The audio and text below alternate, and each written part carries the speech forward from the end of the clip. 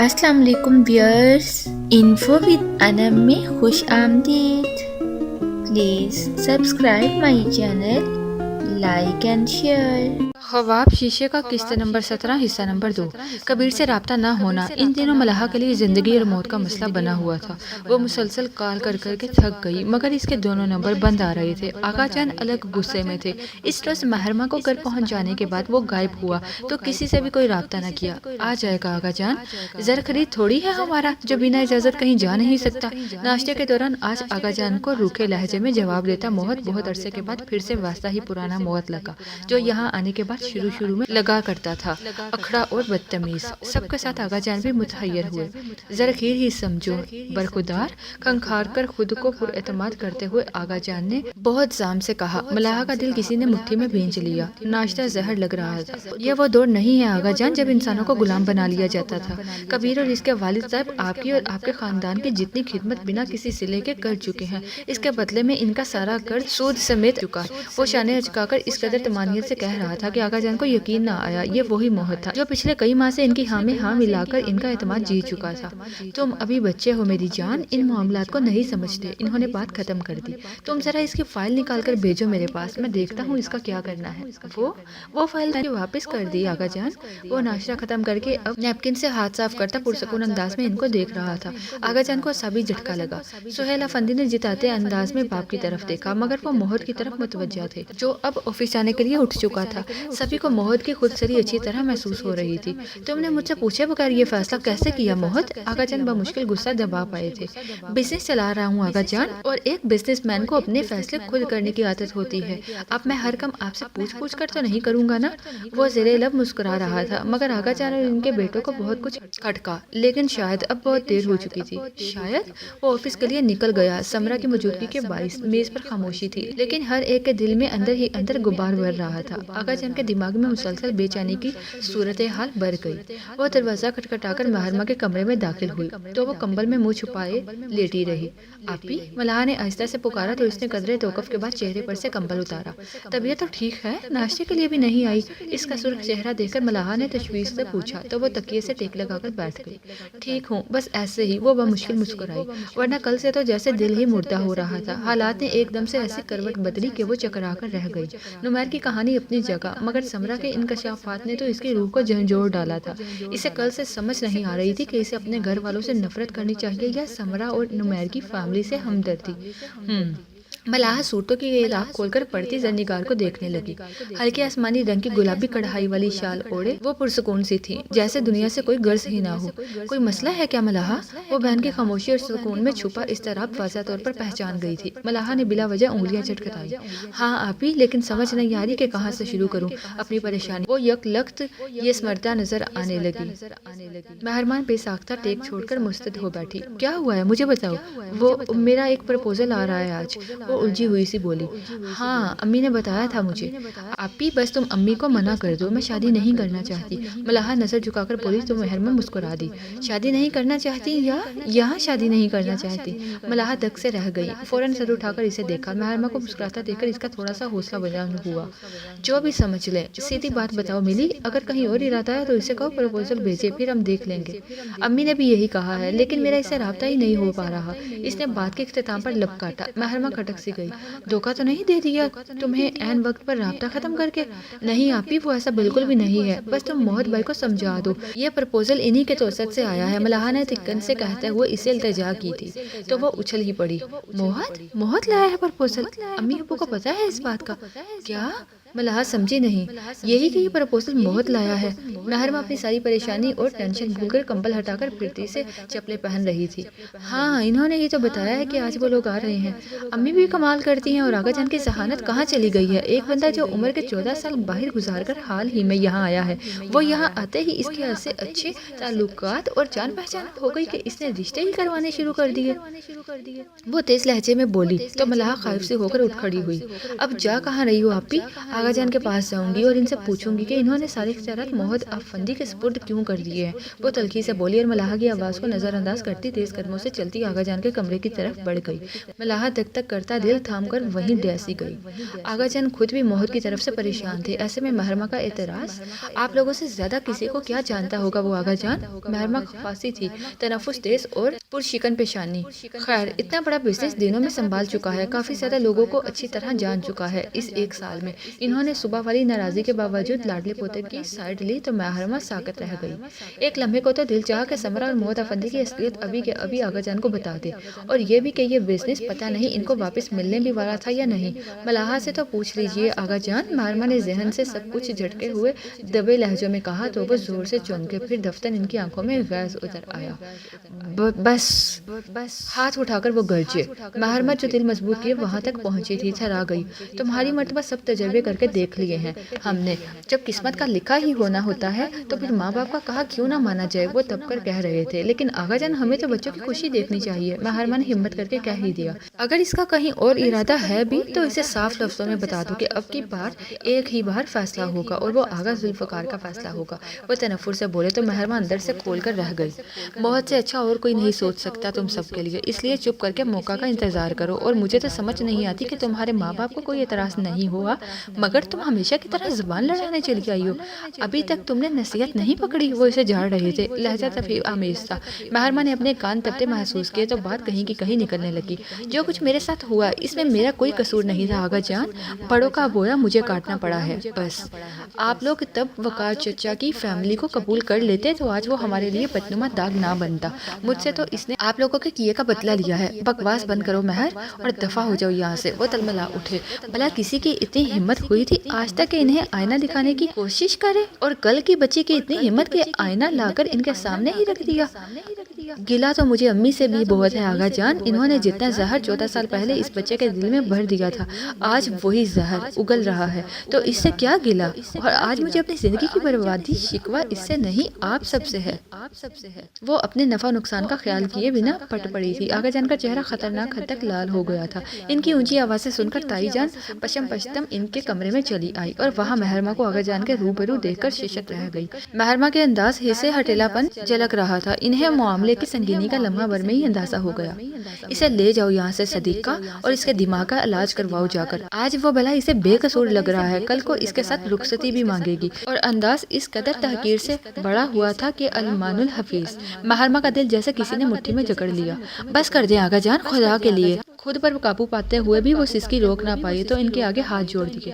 پاگل تو نہیں ہو گئی مہرو؟ چلو یہاں سے، پھر کوئی دورہ پڑ گیا ہے تمہیں؟ تائی جان تو متحیر سی تھی، بد دعاؤں کی زد میں ہے یہ گھرانہ۔ امی کتنا معصوم دل دکھایا تھا آپ نے، کبھی یاد تو کرتی ہوں گی آپ نومیڈ نامی اس بچے کو جسے آپ نے انگلی سے ان کی طرف اشارہ کرتے ہوئے؟ امی آپ نے بتایا کہ وہ ایک طوائف کا بیٹا ہے، اور یہ بھی کہ طوائف کسے کہتے ہیں۔ وہ سن سی کھڑی رہ گئی۔ آغا جان اپنے بات نوچنے کو ہو گئے، اور آغا جان بنا تصدیق کیے آپ نے اسے ناجائز تصور کر لیا۔ کسی پاک باز عورت پر بہتان لگانے کی سزا کیا ہے اسلام میں، یہ تو جانتے ہی ہوں گے آپ لوگ۔ دفع ہو جاؤ، نکل جاؤ یہاں سے۔ آغا جان کا ہاتھ اٹھتے اٹھتے رہ گیا۔ صدیقہ بیگم اسے گھسیٹ کر ان کے کمرے سے باہر لے گئی۔ بات تو کرنے دے مجھے امی، کیسے ظالم لوگ بستے ہیں اس گھر میں۔ ایک طوائف نے عزت کی زندگی کو اختیار کرنا چاہا تو آپ سب کو ناگوار کیوں گزرا؟ صرف ایک باعزت چھت ہی تو مانگی تھی اس نے، اور کیا قصور تھا اس کا؟ وہ چیختی چلاتی ان کے ساتھ گھسیٹتی جا رہی تھی۔ انہوں نے اسے لاؤنج کے صوفے پہ پٹکا اور اس کا دوپٹہ پیروں میں رول رہا تھا۔ تائی جان کا چہرہ غم و غصے سے سرخ ہو گیا۔ کیا بکواس کر رہی ہو؟ اور کس سے سنا ہے یہ سب تم نے؟ اپنے شوہر کے منہ سے سنا ہے یہ سب امی؟ ان کی آنکھوں میں نظریں گاڑ کر بے باکانہ نڈر انداز میں کہتی وہ گویا ان کا کلیجہ ہی تو چبا گئی۔ آپ نے ایک گھر تباہ کر دیا امی، اجاڑ دیا۔ ان کا ہاتھ بے اختیار اٹھ گیا اور محرمہ کے چہرے پر نشان چھوڑ گیا۔ اس کا چہرہ ایک جھٹکے سے مڑا تو پیشانی صوفے کی لکڑی سے بری طرح ٹکرا گئی۔ انہوں نے اس کا چہرہ جبڑے سے پکڑ کر اپنی طرف گھمایا اور درشتی سے بولی، مجھے سختی پر مجبور مت کرو مہرو، پہلے ہی بہت کچھ سہ لیا ہے تمہاری وجہ سے اس خاندان نے، اب اس بے عزت رذیل سے ہمدردی کر کے مزید داغ لگاؤ گی باپ کی عزت کو؟ انہوں نے ایک جھٹکے سے اس کا چہرہ بڑے دھکیلا۔ گیس و غضب کے مارے ان کے چہرے کے عضلات بگڑ چکے تھے۔ انسان یوں ہی غصے میں اندھا ہو کر جانور بن کر دوسروں کے ساتھ زیادتی کر جاتا ہے اور اسے احساس بھی نہیں ہوتا۔ ہمدردی اسی سے کی جاتی ہے جو قابل ہمدردی ہوا کرتا ہے امی۔ اپنی سگی اولاد کے ساتھ آپ کا یہ سلوک سلوک ہے تو زرنگار اور اس کے بیٹے کو تو یقیناً سنگسار ہی کیا ہوگا آپ نے۔ بہت ظالم اور بے حس ہیں آپ لوگ۔ اس کی آواز رند گئی تھی۔ دروازے میں کھڑی ملاحہ لبوں پہ ہاتھ رکھے اس ظالمانہ کارروائی کو دیکھ رہی تھی۔ تیزی سے آگے بڑھی اور صدیقہ بیگم کے پھر سے اٹھتے ہاتھ کو تھام لیا۔ خدا کے لیے امی، یہ کیا کر رہی ہیں آپ؟ وہ متحیر تھی۔ اس خبیث کو سمجھاؤ جس کے سر پر اس ناجائز آدمی کا جادو چڑھ رہا ہے۔ اس کی ماں تو میں آج کے آج نکلواتی ہوں اس گھر سے۔ ان کے منہ سے کف چھوٹ رہا تھا۔ یقین ہی نہ آتا تھا کہ یہ سب بکواس اس مہرو کے منہ سے سن رہی ہوں۔ ایک طوائف کے بیٹے سے ہمدردی ہو رہی ہے اسے، کہاں ہم اور کہاں وہ۔ ارے موری کی اینٹ محل میں لگا لیتے کیا؟ اٹھو آپی، اپنے گھر چلو، یہاں تو انسان بستے ہی نہیں۔ بڑبڑاتے ہوئے اس نے مہرما کی پیشانی پر پڑے نیل پر اپنا دوپٹہ دوہرا کر کے رکھتے ہوئے اسے زبردستی وہاں سے اٹھایا اور لے کر ان کے پورشن میں چلی گئی۔ صدیقہ بیگم وہیں صوفے پر ڈھس دی گئی۔ در حقیقت وہ اندر سے ہی ہل کر رہ گئی تھی۔ برسوں پہلے کا کرم لوٹ کر ان کے پاس چلا آیا تھا۔ ملاحہ کا دل اسے دیکھ کر دکھ رہا تھا اور وہ بے حسی بنی بیٹھی تھی۔ میری وجہ سے تم کیوں لڑی اب سب سے آپی؟ اس کی آنکھیں نم ہونے لگی۔ مہرما نے بے تاثر نظروں سے اسے دیکھا۔ یہاں لڑے بنا حق نہیں ملتا ملی۔ مجھے تو پتہ ہی نہیں تھا کہ افندی ہاؤس میں کس قدر ظالم لوگ بستے ہیں اور اس گھر کی بنیادوں میں کس کس کے ارمانوں کا لہو ڈالا گیا ہے، کتنی سسکیاں اور بین لپٹے ہوئے ہیں ان در و دیوار کے ساتھ۔ مجھے تو پتہ ہی نہیں تھا اور آج حق بات کی تو یہ صلہ ملا تو اندازہ کرو بکار چچا اور زرنگار آنٹی کے ساتھ کیسا سلوک کیا ہوگا۔ نمیر افندی نام کا آتش فشاں یوں ہی تو وجود میں نہیں آ گیا ہوگا نا؟ وہ تھک کر رکی، پھر گہری سانس بھر کر اسے دیکھا۔ تم فکر مت کرو، میں موہت سے بات کروں گی، وہی ہے اس سارے فساد کی جڑ۔ کب آپی؟ کل شام کو وہ لوگ آ رہے ہیں۔ وہ رونے کو تھی۔ دیکھتی ہوں میں، تم پریشان مت ہو۔ مہرما نے لاڈلی بہن کو تسلی دی۔ محبت کا نام ملنا زندگی کو ویران کر دیا کرتا ہے اور وہ اس ویرانی سے اپنی بہن کو بچانا چاہتی تھی۔ آقا جان نے زمین کی خریداری کے سلسلے میں چیک موہت کے پاس بھیجا جو ریجیکٹ ہو کر واپس آ گیا۔ انہیں دھکا سا لگا۔ یہی کہتا تھا میں آقا جان، مجھے اس کی آنکھوں کی چمک کوئی اور ہی کہانی سناتی ہے۔ سہیل افندی چمک کر بولے تو اس بار مبین صاحب کو بھی گلہ ہوا۔ وہ بھی کون سا داماد بن کر کوئی نفع پہنچا رہا تھا۔ آپ ذرا سے بیمار ہوئے تو پاور آف اٹارنی اسے دے دی۔ اس کے سائن کے بنا کوئی چیک کیش نہیں ہو سکتا آقا جان۔ مجھے لگتا ہے ہم سب اپنے پیروں پر خود ہی کلہاڑی مار چکے ہیں۔ اسرا، ادب، ان کے نام کی جگہ ہم سب کا لفظ لگایا۔ انہوں نے ہنکارا بھرا۔ فون لاؤ، میں ابھی بات کرتا ہوں اس سے۔ یہ کیا بے وقوفی بلکہ بے ادبی کی ہے اس نے۔ سہیل افندی نے جلدی سے اپنے موبائل پہ کال ملا کر انہیں تھما دی۔ جلد ہی وہ لائن پر تھا۔ یہ کیا چکر ہے برخودار؟ میں نے چیک بھیجا تھا، اس پر سائن نہیں کیے تم نے؟ وہ باروب مگر بظاہر ہلکے پھلکے انداز میں بولے تو انہیں یقین تھا کہ ان کے بیٹے موہت افندی کے متعلق غلط سوچ رہے تھے۔ جی بالکل آقا جان، کیونکہ اصول ہر کسی کے لیے ایک ہی جیسے ہوتے ہیں۔ آپ نے چیک کے ساتھ ڈیٹیل نہیں بھجوائی کہ کس مد میں رقم نکلوانی ہے آپ نے، وہ مسکراتے لہجے میں کہتا اس کے اعصاب کو جھٹکا لگا گیا۔ دماغ تو ٹھیک ہے تمہارا؟ وہ دفتن گر رہا ہے۔ آپ ہی نے تو کہا تھا کہ میں نے بالکل صحیح اصول بنایا ہے اور یہ کہ بزنس کو میں جیسے چاہوں چلا سکتا ہوں۔ وہ سادگی سے ان کی بات ان کو یاد دلا رہا تھا۔ وہ تو ٹھیک ہے لیکن سامنے کون ہے یہ بھی تو دیکھنا چاہیے۔ ان کا بی پی ذرا نارمل ہوا۔ جی آپ ڈیٹیل بھجوا دیں چیک کے ساتھ، پھر میں سائن کر دیتا ہوں۔ اس نے کسی مصروف بزنس مین کی طرح خود پر بات ختم فرض کر کے اللہ حافظ کہہ کے کال بند کر دی تو لمحہ بھر کو وہ موبائل تھامے کان کو لگائے رہ گئے۔ دونوں بھائی ان کے تاثرات ہی سے بہت کچھ بانپ رہے تھے۔ انہوں نے موبائل سہیل کی طرف بڑھا دیا۔ آقا جان، اعتبار ایک حد تک ہی کرنا چاہیے، کسی کی طرف سے آنکھیں بند کر لینا دانش مندی نہیں ہے۔ موہت جب یہاں آیا تو ہم سب متفکر تھے، اب بھی اس کے دل میں کیا ہے کوئی نہیں جانتا۔ آپ کیسے بھول گئے کہ کبیر کی جائیداد کی فائل آپ سے بنا پوچھے وہ اسے واپس کر چکا ہے؟ اسی طرح تو اس کی ہمت بڑھتی جائے گی آقا جان، اسے روکنا ہوگا یہیں پر اور پوری طاقت کے ساتھ۔ مبین صاحب نے مشورہ دیا تو وہ پرسوچ انداز میں سر ہلانے لگے۔ موہت سے محبت اپنی جگہ لیکن دھوکہ دہی کو وہ کسی طور پر معاف نہیں کرنے والے تھے۔ وہ بھی شوز اتار کر سیدھا ہی ہوا تھا جب دھاڑ سے دروازہ کھل کر مہرما اندر چلی آئی۔ وہ خاموشی سے اس کے باغیانہ تیور دیکھتا رہا۔ یہ کیا ڈرامہ شروع کیا ہے تم نے؟ کون سا رشتہ لائے ہو میری بہن کے لیے؟ کیسا بہترین لڑکا، نمیرا فندی ہی ہوگا کوئی۔ خونخوار نظروں سے اسے دیکھتے ہوئے مہرما نے گویا برسٹ ہی مار دیا تھا۔ وہ گہری سانس بھرتا کھڑا ہو گیا۔ مجھ پر تو ترس نہیں آیا اس ڈرامے کو کھیلتے ہوئے، برائے مہربانی میری بہن کی زندگی میں زہر مت گھولو۔ وہ سرد مہری سے بولی، میں نے اسے وعدہ کیا تھا کہ اس کا ساتھ دوں گا اور ساتھ دینا یہی ہوتا ہے کہ آپ کسی کے لیے اچھا فیصلہ کرتے۔ وہ اطمینان سے کہہ رہا تھا۔ مہرما کو طیش آیا تو آگے بڑھ کر اس کا بازو تھام کر جھنجھوڑ ڈالا۔ شرم تو نہیں آتی نا تمہیں؟ دھوکے باز، دعویٰ کرتے رہے ہو مجھ سے دوستی کا اور نبھائی نمیرا افندی کے ساتھ۔ وہ چپ سا ہو کر اسے دیکھنے لگا، پھر بات بدل دی۔ تم بے فکر رہو مہر، ملاحہ کے لیے بہت اچھا فیصلہ کروں گا. اس کے والدین الحمدللہ حیات ہیں, اس کا برا بھلا سمجھ سکتے ہیں. تم ہوتے کون ہو اس کی زندگی کا اس قدر اہم فیصلہ کرنے والے؟ یہ کیا ہوا ہے؟ موہت کی نظر اس کے پیشانی کی چوٹ پر ابھی پڑی تھی. متفکر ہو کر پوچھا تو وہ تلخی سے بولی, ابھی تو شروعات ہے, تماشا دیکھو تم بھی کہ کب سنگسار کیا جاتا ہے مجھے. تم اس معاملے میں مت پڑو مہر, جن کا مسئلہ ہے انہیں نپٹانے دو. وہ دانتوں پر دانت جما کر بولا. مہرماں نے تنفر سے سر جھٹکا. میرا تو جرم ہی بہت بڑا ہے نمیر افندی کے نکاح میں ہوں نا, آدھے پتھر تو میرے نام کے بھی ہوں گے. ضبط کرتے ہوئے بھی اس کی آواز بھرا گئی تو موہت کو خود پر سے قابو اٹھنے لگا. مہر بس کرو ہمدردی کا یہ ڈونگ, بس. وہ رو دی. تم تو موہت افندی تھے, تمہارے سینے میں تو نمیر کا دل نہیں تھا, پھر تم نے نمیر کا ساتھ کیوں دیا؟ اور اگر اس کا ساتھ دینا ہی تھا تو میرے اتنے اچھے دوست کیوں بنے؟ میں نے اپنی ہر بات ہر مسئلہ تمہارے ساتھ شیئر کیا اور تم میری بے بسی کا تماشا دیکھتے رہے. مہرماں پلیز. وہ خود کو پتھر بنا رہا تھا, مگر یہ واحد لڑکی تھی جس کے سامنے اس کا دل موم کی طرح پگھلا جاتا تھا. جو خود دکھا ہوا ہو وہ دوسروں کو دکھنے سے بچایا کرتا ہے, سب کو دکھی نہیں کر دیتا. اور تم نے موہد ہو کر بھی نمیر کا ساتھ دیا, اس کا بدلہ چکایا. میں شرمندہ ہوں مہر. ہاں, تمہاری شرمندگی میری زندگی کے سارے خواب, میرے حسین پل لوٹا سکتی ہے. تو جاؤ چین کی نیند سو جاؤ جا کر. وہ تلخ ہوئی. یہاں بیٹھو, میں دوا لگاتا ہوں چوٹ پر. موہت کی نظر بٹک کر اس کی چوٹ پر جاتی تھی. لعنت بیچتی ہوں میں ایسی ہمدردی پر. ایک چھوٹی سی چوٹ تمہیں دکھائی دے رہی ہے, میرے دل پر میری روح پر جو چوٹ لگی ہے وہ دکھائی نہیں دیتی تمہیں؟ وہ گررائی تھی. موہت نے 2 انگلیوں سے اپنی پیشانی کو مستبرانہ چھوا. تم ان لوگوں کو منع کر دو ملاحہ کے پروپوزل کے لیے. وہ ہٹیلے بن سے بولی. نہیں, میں ایسا نہیں کر سکتا. وہ قطعیت سے بولا. مہرماں متاسفانہ اسے دیکھتی رہی. نمیر نے تو بدلہ لینے کے لیے ہمیں برباد کرنے کی قسم کھائی ہے. تم اس دوستی کی لاج رکھ لو جو ہمارے درمیان تھی. موہت افندی چبا کر اس کا نام دیا تو وہ جتاتے ہوئے بولا. موہت افندی نے بھی دربدری کے 14 سال کاٹے ہیں. مہرماں افندی, تم لوگوں کو بس اپنے ہی زخم دکھائی دیتے ہیں. جس کا گھر جل جائے وہ دوسروں کا گھر نہیں جلا دیا کرتا, لیکن اگر کسی کا گھر جان بوجھ کر جلایا جائے تو پھر آنکھ کے بدلے آنکھ اور ہاتھ کے بدلے ہاتھ کا قانون چلتا ہے محترمہ. وہ بھی اپنے حصار میں بند ہونے لگا. خوب, ویری ویل ڈن. وہ استحاضے مسکرائی.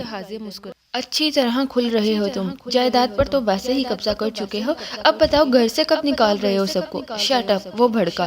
اب ظاہر ہے کسی کو عطیہ کرنے کے لیے یہ قبضہ نہیں کر رہے ہوگے تم. اس کا طنز برقرار تھا. میرے خیال میں تم یہاں سے چلی جاؤ تو یہ تمہارے ہی نہیں میرے بھی حق میں بہتر ہوگا. تم اپنی مطمع نظر اچھی طرح مجھ تک پہنچا چکی ہو. وہ بہت تحمل سے بولا.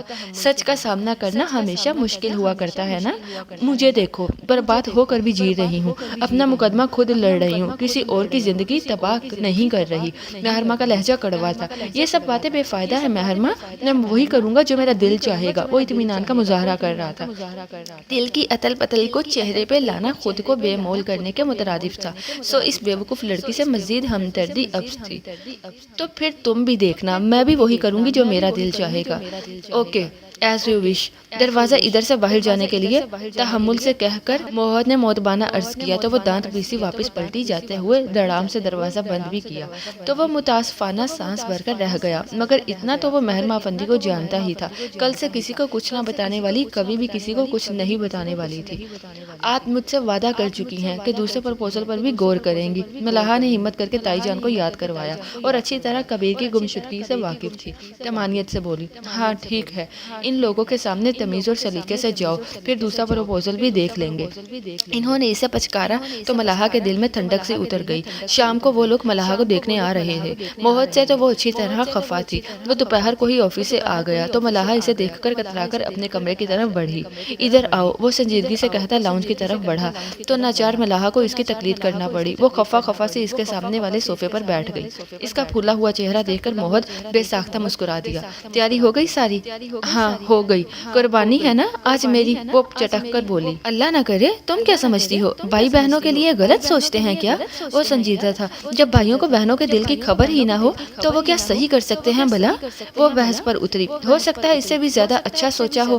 موہت ہلکے سے مسکرایا. آپ نے میرا ساتھ دینا تھا, لیکن آپ بھی آقا جان بنتے جا رہے ہیں. وہ ناراض تھی. ہاں آقا جان. اللہ بچائے مجھے اس قدر سنگ دل بننے سے، وہ مضحکہ خیز انداز میں بولا۔ آپ ہی کو دیکھا ہے آپ نے، دل ٹوٹنے کا درد کیا ہوتا ہے، محبت سے بچھڑ جانا کس قدر قیامت خیز ہے، کوئی ان سے پوچھے جو بنا غلطی کی سزا بھگت رہی ہے۔ ملاحہ کو رونا آ گیا، کل محرمہ کے ساتھ ماں کی بدسلوکی نے اس کو ہرٹ کیا تھا۔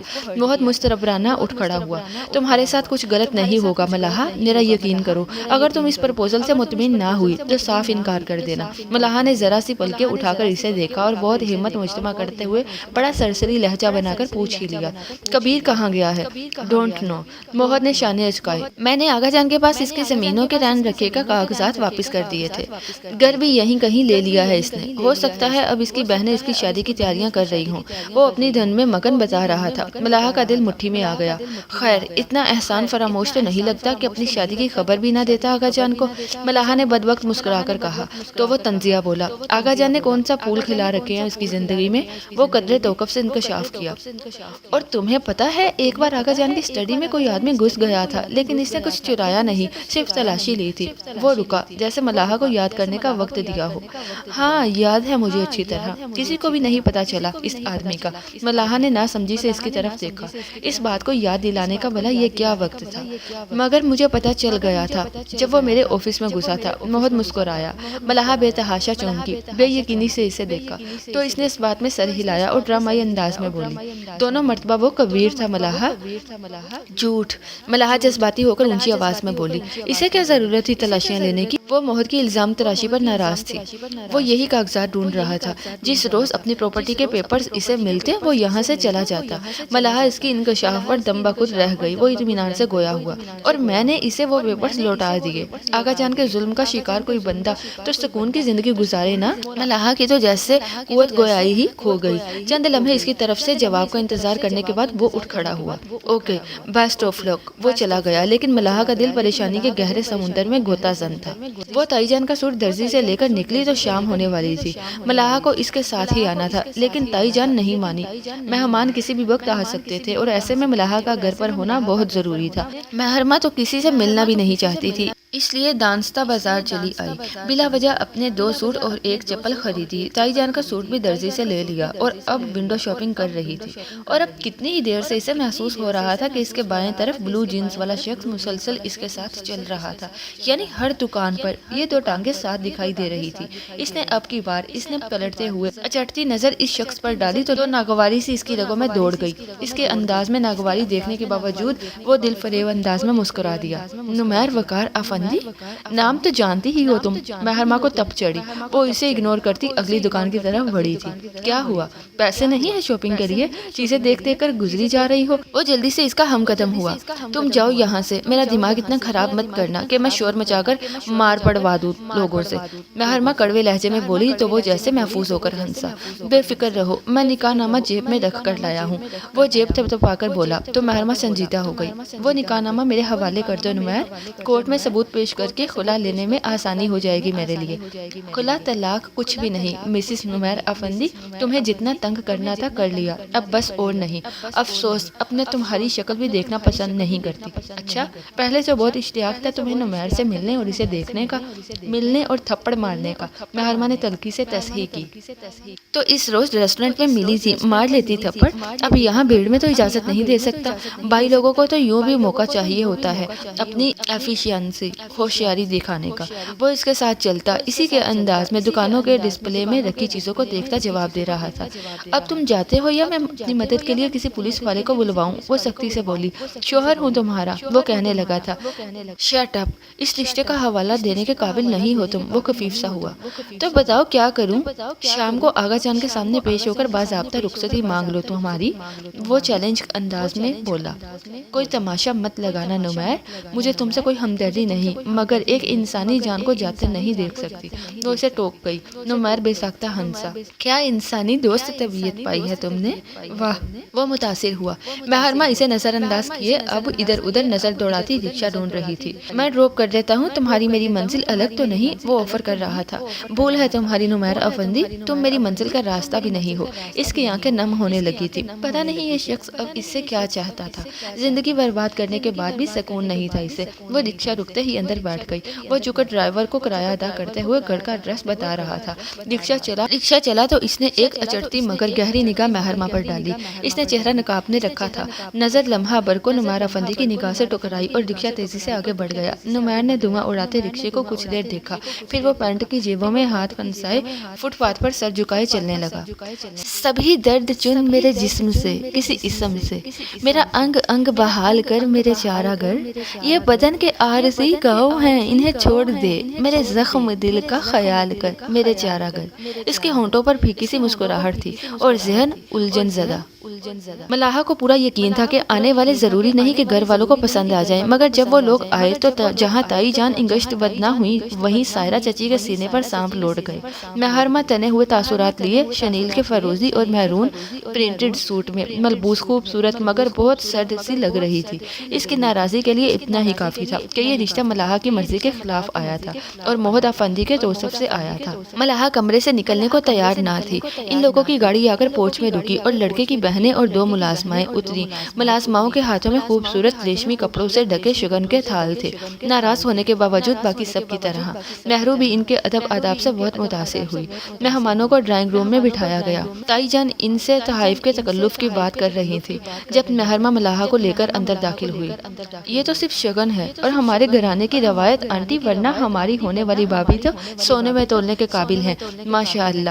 ملاحہ کی جھکی پلکوں کو دیکھتے ہوئے چھوٹی بہن بہت محبت سے بولی اور ملازماؤں کو اشارہ کیا۔ دونوں تھالوں پر سے کپڑے سرکے تو سائرہ چچی کا دم آنکھوں میں آ گیا۔ ایک تھال میں کپڑوں کے جگر جگر کرتے آمدانی جوڑوں کے ساتھ سونے کا بھاری جڑاؤ سیٹ اور دوسرے میں شگن کے روپے، 100 کے نوٹوں کی 10 گڈیاں ترتیب سے رکھی ہوئی تھی۔ لاکھ روپیہ ہاتھ میں دھرنے چلی آئی تھی وہ ملاحہ کے۔ تائی جان کا سر تفاخر سے بلند ہوا جبکہ مہرمہ کا دل اندر ہی اندر بیٹھا جا رہا تھا۔ ظاہری چکا چوندھ اگر گھر والوں کی آنکھیں خیرہ کر دیتی تو اس کی بہن کا دل مردہ ہو جانے والا تھا اور ملاحہ کا دل ایک ہی شخص کو پکار رہا تھا جو اس وقت اس سے کوسوں دور اپنی شادی کی تیاریوں میں باخوشی مگن تھا۔ نہ جانے کتنے ٹکڑوں میں بٹا ہوں میں، اپنے ہاتھ سے خود گر پڑا ہوں، مقابل ہے میرے سارا زمانہ، میں اپنے ساتھ بس تنہا کھڑا ہوں، مٹانے کو مجھے سب مر رہے ہیں، سو یوں ثابت ہوا سب سے بڑا ہوں، نہ کوئی ساتھ تھا نہ ساتھ ہے اب، اکیلا ہوں اکیلا ہی ڈٹا ہوں، کوئی بتلائے کیا بس میں غلط ہوں یا بس حق بات پر ایک میں اڑا ہوں، بنے گی کیا میری پھر ظلمتوں سے، دیا تھا بن کے سورج میں جلا ہوں، قیامت کیا ہے مجھ کو نہ بتائیے، میں ایسے ہی حادثوں میں پلا ہوں۔ افندی ہاؤس میں غیظ و غضب کی فضا طاری تھی۔ معزز مہمانوں کو چائے سے تواضع کرنے کے بعد اس کے ساز و سامان سمیت واپس کر دیا گیا اور تائی جان نے کوئی خیال کیے بنا مہمان خواتین کے نکلتے ہی سمرا چچی کو آڑے ہاتھوں لیا۔ یہ کیا تھا سمرا، کس بات کا بدلہ لیا ہے موہت نے ہم سے؟ میری بیٹی کے لیے یہ اعلیٰ رشتہ لایا ہے وہ؟ ان کی آنکھوں سے شعلے نکل رہے تھے۔ سمرا نے اطمینان سے انہیں دیکھا۔ جس گھر میں بیری ہو وہاں پتھر آیا ہی کرتے ہیں بھابھی، وہ یہ پتھر کسی مخصوص قسم کے نہیں ہوتے، ہر طرح کا پتھر شامل ہوتا ہے ان میں۔ پر یہ بھی تو دیکھو سمرا کہ ہمارے ہی گھر کے ڈرائیور کا رشتہ ہماری ہی بچی کے لیے لایا ہے وہ۔ سائرہ چچی کے پیٹ میں ہنسی کے مارے بل پڑ رہے تھے مگر بظاہر بہت درد مندی سے کہا، تو ڈرائیور کون سا انسان نہیں ہوتے اور کبیر کون سا آپ لوگوں کا زر خرید تھا؟ سمرا نے انہیں نگاہ غلط انداز سے دیکھا۔ جس شان سے کبیر کی بہنیں ملاحہ کا ہاتھ مانگنے آئی تھی ویسے تو ہماری کسی بھی بچی کی قسمت نہیں کھلی، صاف لگ رہا ہے کہ کبیر الحمدللہ بہت اچھے حالوں میں ہے۔ تمہارا بیٹا جو مل چکا ہے اس کے ساتھ، حالات تو اچھے ہونے ہی تھے، کروڑوں کی جائیداد کے کاغذات باسی روٹیاں سمجھ کر اس کے ہاتھ میں پکڑا دیے، اس کی ہمت تو بڑھنا ہی تھی نا۔ تمہاری کوئی بیٹی ہوتی تو میں دیکھتی کیسے ان چن چماڑوں کے رشتے اکٹھے کرتی تم۔ تائی جان کا چہرہ خطرناک حد تک لال ہو رہا تھا، ان کی نظروں کے سامنے سے تو ملاحہ کا چہرہ ہی نہ ہٹتا تھا۔ ہماری ہونے والی بھابھی تو اس قابل ہے کہ یہ سب چیزیں ان پر وار دی جائیں۔ ملاحہ جو مہرمہ کے ساتھ آتے ہوئے بس مرنے والی کیفیت میں تھی، یہ آواز سن کر بے تحاشا چونکی اور نگاہ اٹھا کر لڑکے کی بہن کو دیکھا تو اصحاب کو شدید قسم کا جھٹکا لگا۔ ہماری بہت سی زمینیں ہیں آنٹی، بہت پیارا آبائی گھر ہے اور ابھی پچھلے ماہ یہاں شہر میں نیا گھر لیا ہے، وہ مسکرا کر کہہ رہی تھی۔ ملاحہ کا ذہن لمحہ بھر کو بلینک ہو گیا۔ بھائی اپنی بہنوں کے لیے اچھے فیصلے ہی کیا کرتے ہیں۔ اسے موہت کی بات یاد آئی تو بنا شعوری کوشش کے اس کی آنکھیں نم ہو گئیں۔ باقی باتیں چائے کے بعد، آئیں آپ لوگ۔ سمرا نے باتوں کا سلسلہ روک دیا اور چائے کے ساتھ دیگر ریفریشمنٹ سے پوری میز گریز بھری ہوئی تھی، اور ملاحہ اس کا تو دل چاہتا تھا کہ پتنگ بن کر ہوا میں اڑنا شروع کر دے۔ اور پھر چائے کے دوران اس نے کبیر کی بہنوں کو آگے بڑھ بڑھ کر بہت محبت سے ایک ایک چیز پلیٹ میں ڈال کر دی اور بستہ اسرار کھلائی۔ اس نے جہاں تائی جان کو حیران کیا، وہی ان کا دل مطمئن بھی ہوا کہ ملاحہ رشتے والیوں کی چوکا چوند سے متاثر ہوئی ہے۔ اب ان کے تو فرشتوں کو بھی آنے والی قیامت کے بارے میں علم نہیں تھا کہ گزشتہ 3 دنوں سے ملاحہ بیوی کے زرد پڑتے رخسار، گال یکایک دہک کیسے اٹھے۔ محرمہ خود ملاحہ کو دیکھ کر حیران بھی ہوئی اور خوش بھی کہ ذرا دیر کے لیے ہی صحیح مگر کم از کم افسردگی کے لبادے سے تو نکلی۔ نام کیا ہے آپ کے بھائی کا؟ کیا کام کرتا ہے؟ تائی جان نے خوش دلی سے بالآخر وہ سوال پوچھ ہی لیا جسے آنے والیاں ابھی تک جان بوجھ کر شاید پیچھے رکھے ہوئے تھی۔ لمحہ بھر کو ڈائننگ روم میں خاموشی پھیل گئی۔ محرمہ نے چونک کر ان کی طرف دیکھا۔ آپ اسے ہم سے بھی زیادہ اچھی طرح جانتی ہیں آنٹی، کبیر خان نام ہے ہمارے بھائی کا، اور اللہ نے اتنا نوازا ہے، فی الحال تو کچھ بھی کرنے کی ضرورت نہیں انہیں۔ وہ مسکراتے ہوئے پر اعتماد لہجے میں بولی۔ لو جی، ایک چھت تو کیا پورا آفندی ہاؤس تائی جان؟ محرمہ اور سائرہ چچی پر گویا آن گرا۔ محرمہ نے بے یقینی سے ملاحہ کی طرف دیکھا تو اسے تمتماتے چہرے کے ساتھ مسکراہٹ دباتے دیکھ کر گہرا سانس بھر کر رہ گئی۔ تو ملاحہ کے دل کی خوشی کا نام کبیر خان تھا، اور یہ بات موہت کو پتا تھی؟ کبیر، وہ جو ڈرائیور تھا ہمارا؟ تائی جان کا چہرہ تاریک پڑا، مگر وہ خود کو بد وقت اس جھٹکے سے سنبھال کر بولی تو لہجہ آپوں آپ تضحیک آمیز ہو گیا۔ مگر کبیر کی بہنوں کے چہرے پھیکے نہیں پڑے۔ جی آنٹی، لیکن اب الحمدللہ اسے کسی ایسی نوکری کی ضرورت نہیں رہی، وہ مسکرا کر اعتماد سے بولی۔ لیکن دلوں کے تنگ لوگوں کے دماغ اور سوچ بھی اتنی ہی تنگ ہوا کرتی ہے۔ تائی جان نے انہیں سخت سچ سنائی اور ان پر اپنی جاؤ وحشت اور خاندانی حسب و نسب کے ساتھ ساتھ کبیر اور اس کے خاندان کی بدحالی کو بھی ان پر اچھی طرح واضح کیا۔ شرم آنی چاہیے تم لوگوں کو، محض ایڑیاں اٹھا لینے سے ہاتھ بڑھا کر چاند کو نہیں چھو لیا جاتا، اس کے لیے قد کا ہونا ضروری ہے۔ مہمانوں کو ان کے تحائف سمیت واپسی کا راستہ دکھا کر اب تائی جان فی الحال سمرا چچی کی گوشمالی کر رہی تھی۔ اس کے بعد آقا جان یقیناً موہت کی خال کھینچنے والے تھے، جو گھر سے تبھی سے غائب تھا جب مہمان بس آنے ہی والے تھے، اور اس کی وجہ اب سب کو سمجھ آ گئی تھی۔ ملاحہ کی شادی کس سے ہوئی، کیا یہ رشتہ طے ہوا یا نہیں، جاننے کے لیے دیکھتے رہیے انفو ود انم خواب شیشے کا قسط نمبر 18۔